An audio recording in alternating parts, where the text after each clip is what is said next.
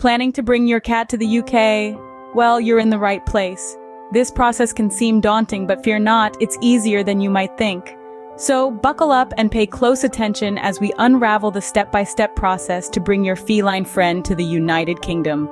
Firstly, ensure your cat is microchipped. This is a compulsory requirement in the UK. If your cat already has a microchip, make sure it meets ISO standard 11784 or Annex A to ISO standard 11785.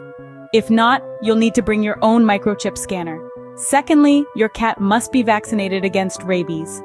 The vaccination must be administered after the microchip is implanted.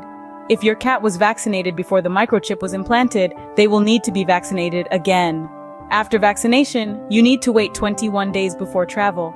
Thirdly, your cat must have a pet passport or third country official veterinary certificate.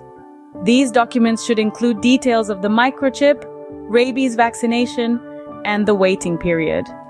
Fourthly, if you're not traveling from a listed country, your cat will need a blood test.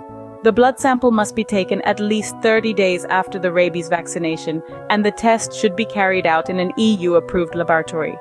The last step, ensure your cat is treated for tapeworm.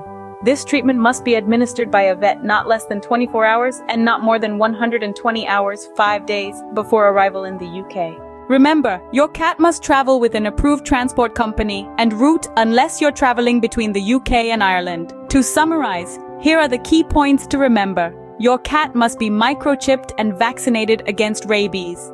A pet passport or third country official veterinary certificate is required. If you're not traveling from a listed country, a blood test is necessary. And lastly, your cat must be treated for tapeworm just before the journey. With these steps, you're well on your way to a successful journey with your cat to the UK. Safe travels!